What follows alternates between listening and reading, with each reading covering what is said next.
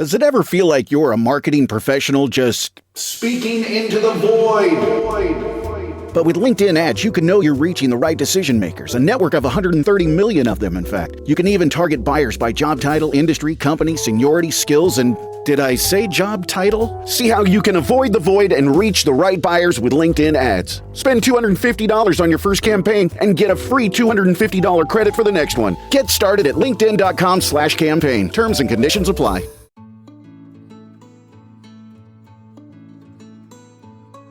Hi, and welcome to Raising Me. Thanks so much for joining us. I'm Adrienne Stein, a mom of three, just trying to figure it all out like you are too. A big thank you to our sponsor of Sweetser, which is a behavioral health nonprofit here in Maine doing all kinds of really good work. Well, today we are diving into the topic of what's going on with teen boys. I know I've noticed, you've probably noticed, a big growing awareness around girls' mental health, which is incredibly important. And you're actually going to find an episode dedicated to that right before this one in the playlist. Here's the thing, though. Many boys are struggling too. It just looks a little bit different. So to help us unpack this, Sweetser's Joanne Grant is back. She is a longtime mental health expert and even worked in the juvenile justice system, largely with boys. So she brings such compassion and clarity to this conversation and this topic. We're going to talk about social media pressures, the whole, suck it up and be a man mentality, which does still linger today. Joanne helps us to understand how anxiety and depression show up differently in boys, and why it is so important to change the narrative. So whether you're parenting a preteen or a teen like I am, I've got a 13-year-old at home, or just trying to understand those young men in your life, there is something in this for you. Check it out. Joanne, hello. Thank you so much for coming back. You're like a regular here now. Yeah, I which want is my amazing. name on the wall and a photo. It's okay, in the works. Thank you. It's in the works. Don't worry about that. It'll be here next time. Yay. Of course, we've had this great conversation about what's going on with our teen girls. This is really, I want to focus on what's happening with our preteen and teen boys. So, as a longtime mental health provider, what are some of the things that you are noticing happening, in particular when it comes to teenage boys or preteen boys? Yes, and I'm so glad we're talking about this because there has been a lot of emphasis lately on the trends with increased mental health challenges for girls. I don't want to forget that boys are struggling too. It just looks a little different. It does look a lot different. Right, and it's still concerning. And I think that the social pressure and the pressure to perform is something that I'm seeing a lot of. The pressure to be strong, to be good at sports, to get good grades. I mean, I've even seen young men in high school who are feeling anxious because of the pressure to choose the college in their career when they're a sophomore, Well, we're currently going on through that with my daughter. Yes. But yeah, sometimes people will ask, well, what are you going to major in? I'm like, she is 17. Yes. It's a lot for either boys or girls in particular. Yeah. And I think, we talked in the last segment about the social media piece and, identifying who you are through comments and feedback there. Boys don't necessarily go to that extent, but the social media piece still impacts them. They're still on social media. They're still scrolling through to see who has what for a car and how fit someone is and how much protein protein. All the getting their gains. Yes. So it's still there for them. I just don't think to the same degree as it is for girls. Is that showing up? Is it anxiety? Is it depression? Just showing up a little bit different? I would say so. Yeah. Both anxiety and depression, those feelings that we talked about, sad hopelessness for periods of time. And I think that the big difference is we most likely won't hear our boys talking about it. Well, let's talk about that because I think, for some boys, the default is to shut down, right? Some might act out, and we're not trying to we're making broad generalizations here, but what is the distinction there?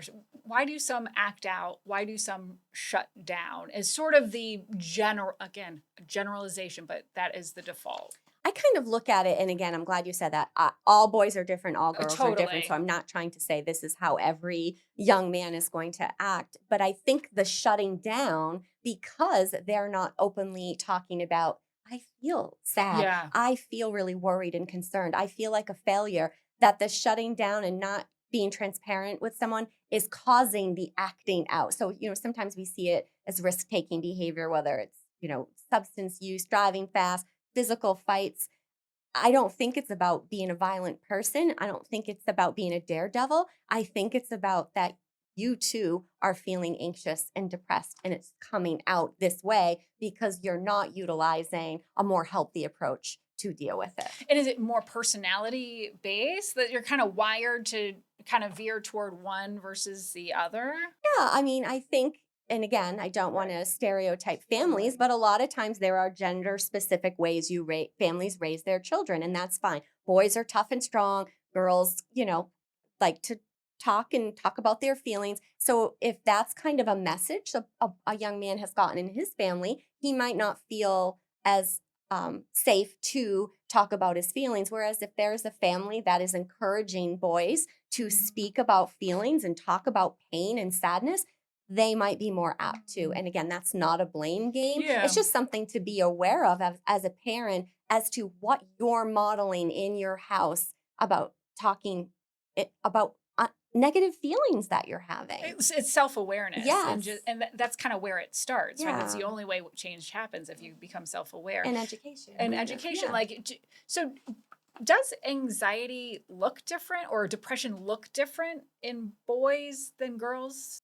I think my experience is that yes, in some ways, right? So both girls and boys can have self-harm situations, suicidal ideation, suicide attempts. They can have crisis and be in crisis and need an intervention. They can have, the same things happen in regard to dropping school grades and disconnecting with family.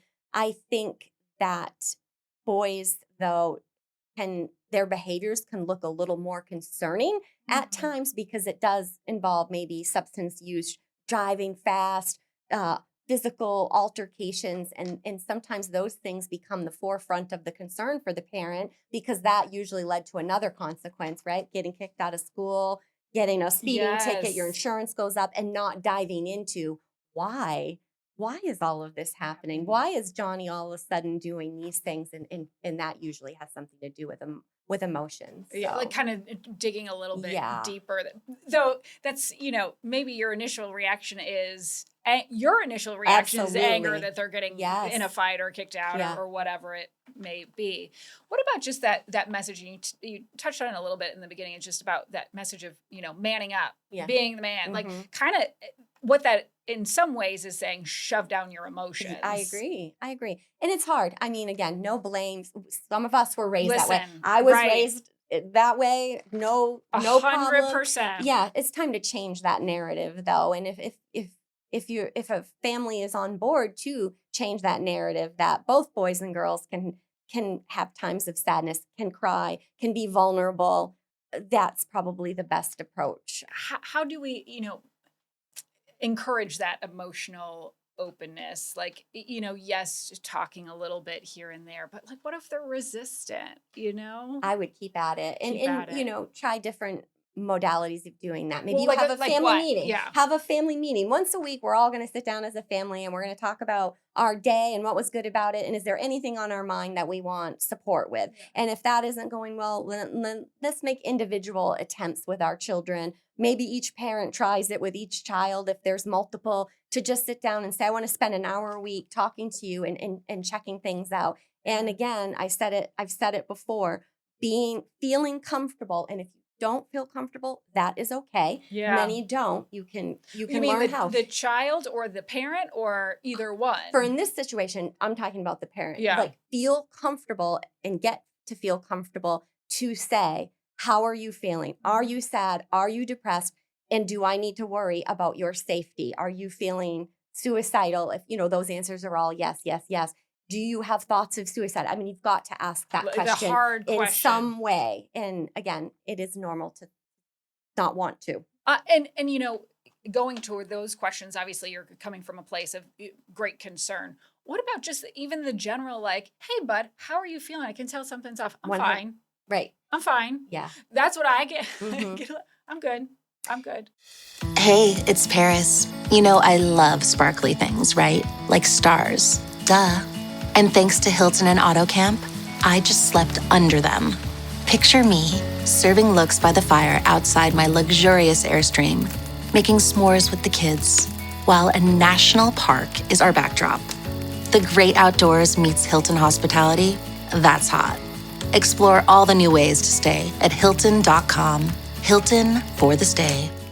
So I think in that situation, you don't want to nag your kid because then they're just Oh, gonna well, they're gonna be listen. so obstinate and not tell you a thing. We're in the phase that almost everything I say, Yeah, it feels like is coming off to him as nagging. You could be like, "Hey, here's $500. Stop it, Mom." I didn't want $500. No. Yeah. I think making sure, because that that natural reaction is to not want to talk to you, and they probably are talking to a friend. Making sure you're asking, who are your friend group lately? I haven't seen Timmy in a while. Do you feel comfortable talking to Timmy? And on the another page, making sure you know your kids' friends and are connecting with them and relating to them. So if you ever needed to check something out, you would feel comfortable doing For sure. that. Yeah. We talked a lot about social media just impacting girls and their identity. How does that play in for boys?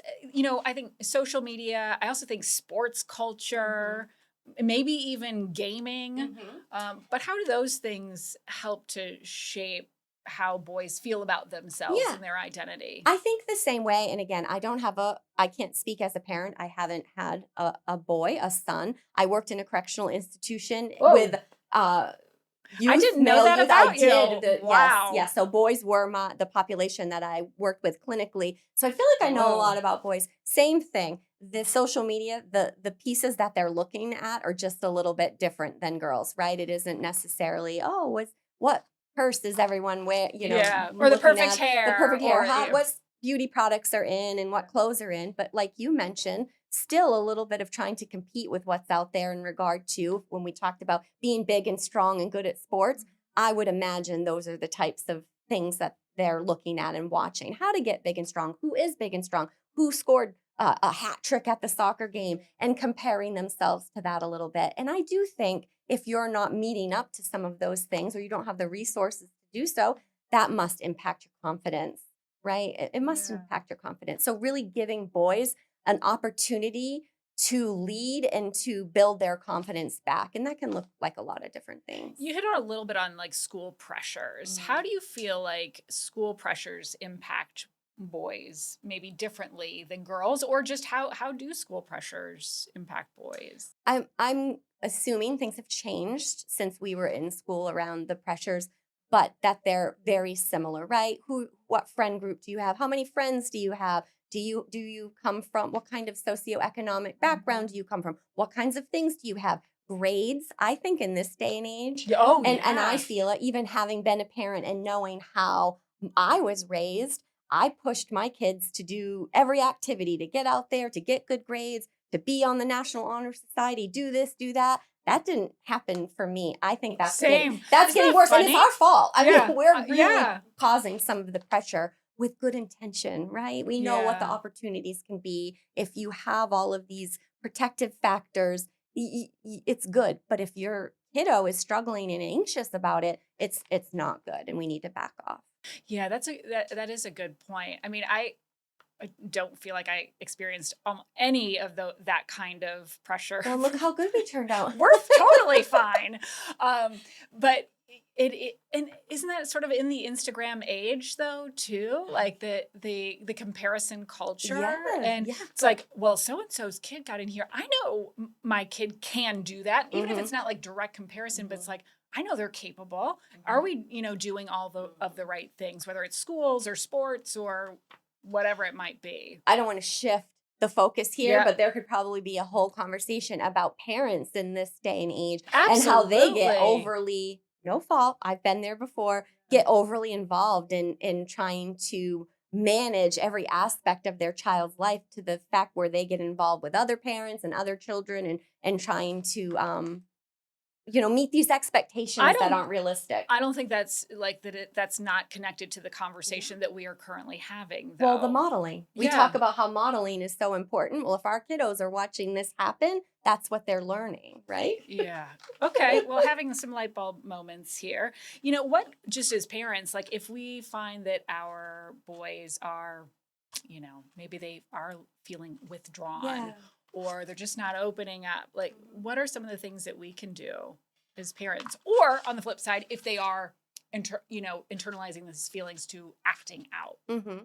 I think so. I want to answer one question separately. Okay. Because boys, like we talked about earlier, generally don't say, "Hey, mom, I'm feeling really sad and depressed. Can we let's talk?" Right. Put some tea on. Right. Put some tea on. Let's do a massage.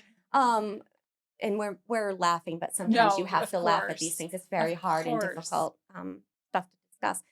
Boys can sometimes, if you engage a part of their brain through activity, shooting hoops, playing a game, doing, I don't play video games. I don't know if a video game would be something, but some sort of activity, and then try to approach a difficult conversation, that works more often than not. When I worked in the correctional facility and I had boys for counseling, I would always have games or go in the rec yard and have availability to play cards, play basketball, kick a ball around, and they tend to open up more that way. And then in general, being supportive, being non-judgmental, opening up the door for conversation, teaching coping skills. Maybe someone doesn't want to talk and talking isn't their coping skill, but going to the gym and doing a workout makes them feel better. Or, meeting a friend and taking a walk. I'm making these things up because I don't know what boys like to do. Go lift weights at the gym. Coping doesn't have to be talking. Right. Yeah. What I'm hearing is sort of meeting them where they are. Beautiful way to put it, and summarized it in a much better way than I did. But I can see that, I have stopped, when, say my 13-year-old is playing a video game and said, "Whoa, what is that game? What is that? Yeah. Like, what are they doing? Yeah. Why does that look like a bunch of Legos moving around?" Because Grow Your Garden, I guess, is like this big game right now. And suddenly he's like, yap. Yes. You know what I'm saying? So that's another good point. Starting the conversation with topics or interests that are theirs, and weaving in what you want to weave in. That's a great strategy. What do you think boys need most from their parents right now? I can't say it enough. I feel like a broken record. That support and unconditional love and non-judgmental feedback, but also the permission to not be okay and to say you're not okay, even if that means crying or having an angry moment or, looking sad. Permission to not be okay and say you're not okay. That's my thought. And that takes time to get to it that. Does. As we've kind of talked about, it's like that's not the default for a lot of boys.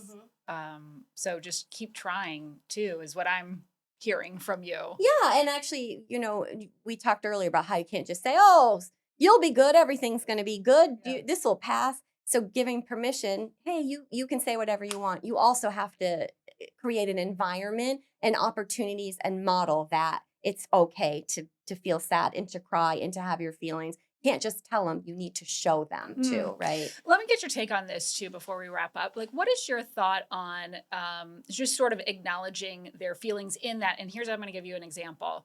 Say there was a soccer game, and after the game, they're like, I did terrible today, like really feeling down. You're like, you didn't do bad. You did great. Like, don't worry. What about that one time? Is that helpful, or is that sort of dismissing how they're currently, even though as a parent you're watching on the sideline, they had a great game, but that's not how they felt about it.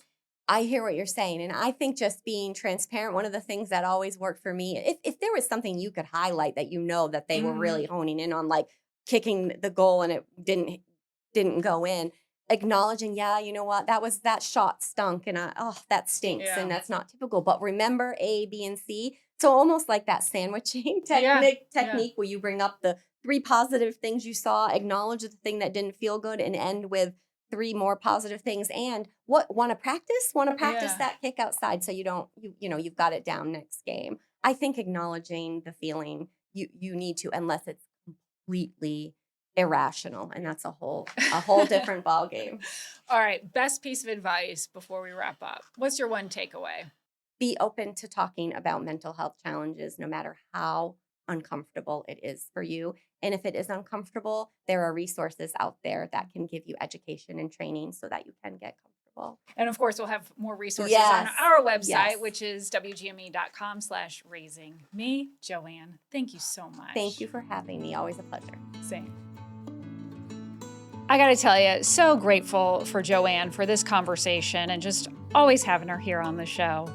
If there was one thing that really stuck with me, is that boys need permission, or maybe it's just simply more reminders that it is okay to not be okay. Those non-judgmental spaces, open conversations, even if they shut you down most of the time, speaking from personal experience here, we as parents also have to be willing to kind of sit in the discomfort of talking about mental health. So whether it's, a moment in the car when they can't escape, or a chat while they're gaming, or a family dinner check-in, keep trying.